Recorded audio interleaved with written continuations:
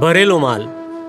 બધાના જે ચારિત્ર દેખાય છે એ ગયા અવતારના પરિણામ છે, અને અસ્તિત્વ અત્યારે બીજી જગ્યાએ હોય. અસ્તિત્વ 100 પર હોય અને ચારિત્ર 98 પર હોય. અસ્તિત્વ આ ભવનું છે અને ચારિત્ર ગત ભવનું છે. દાદા ભગવાન. જ્ઞાની પુરુષ દાદા ભગવાનને એક મહાત્મા કહે છે, દાદાશ્રી, આપે એક સુંદર દ્રષ્ટાંત આપેલું.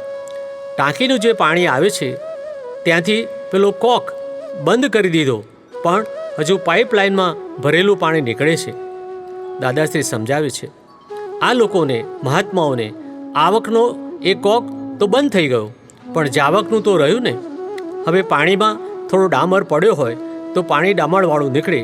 એમાં હવે તે ઘડીએ કંઈ એને વઢવાનું હોય, એ તો મુવા પહેલાં ભર્યું હતું તે અત્યારે નીકળ્યું છે, તેમાં તું શું કામ એને વઢું છું? એ પૂર્વ કર્મનો ભરેલો માલ ખાલી તો કરવો પડશે ને. એટલે આ મહાત્માઓનો બધો વ્યવહાર ઉચિત છે, કારણ કે તમને ગુસ્સો થતાની સાથે અંદર શું થાય છે કે આ ન થવું જોઈએ એવું થાય છે ને. આ એક બાજુ ગુસ્સો કરે છે અને એક બાજુ એ પોતે આમ ન થવું જોઈએ એવો મય પસ્તાવ કરે છે. એ તમારા અભિપ્રાયમાં ફેરફાર થઈ ગયો એ તમારો વ્યવહાર છે. આમ ન થવું જોઈએ એનું નામ ઉચિત વ્યવહાર. ત્યારે આ સંસારના લોક તો બહારનું જુએ, એટલે મને કહે છે, તમારા મહાત્માઓમાં કોઈ બહારનો વ્યવહાર બહુ ફરતો નથી.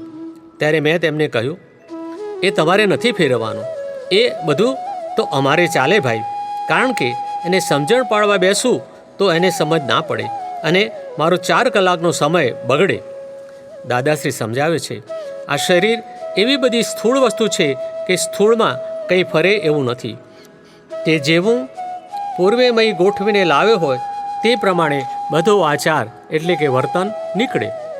આ લોકો બધા આચારમાં એટલે કે બાહ્ય વર્તનમાં ખોળવાઈ જાય છે કે આ અક્રમ વિજ્ઞાનીના મહાત્માઓના આચાર તો જુઓ. તે આચાર જોવામાં મજા નહીં, કારણ કે આચાર ફરે નહીં. બીજું બધું જે આંતરિક હોય તે ફરે. બહાર આચારમાં કશું ના ફરે. એ આંતરિક ફરવાથી જ મોક્ષ. બહાર ફરવાથી મોક્ષ થાય અગર ના પણ થાય.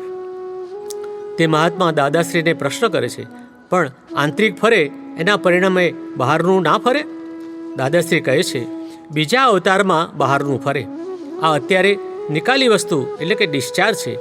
આ બહારનું વર્તન તો બધું ગયા અવતારનું ચાર્જ થયેલ છે, એમાં તો ફેરફાર નાય થાય. અમારી રૂબરૂ તમે બેબીને ગુસ્સે થઈને ટેરકાવતા હોય તો અમે તમારો દોષ ના જોઈએ કે આ તમારો દોષ છે. અમે જાણીએ કે આ પૂર્વભાવનો જે ભરેલો માલ છે એ નીકળે છે, અમે એવું સમજીએ. કોઈ ઉતાવળે ચાલે કે કોઈ ધીમે ચાલે તેમાં કશો ફેરફાર થાય નહીં. આ ભરેલો માલ છે. આ આવક ચાર્જ નથી ને જ્ઞાન દીક્ષા પછી જાવક ડિસ્ચાર્જ એકલી રહી છે. માટે અમુકની જો જાવક જો ઓછી થઈ જાય તો પછી એનું બધું ખલાસ થઈ જશે. હવે નવી કર્મબંધની આવક નથી ને એટલે ખલાસ થઈને પછી નવી જાતનું થાય. એટલે તમારી આ જાવક અમુક કાળ સુધી જ રહે, પછી બધું ખલાસ થઈ જાય.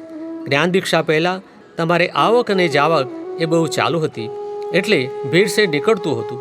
હવે આ ચાર્જ એટલે કે કર્મબંધનો એકલો ભાગ ઉડી ગયો અને રહ્યું ફક્ત ડિસ્ચાર્જ.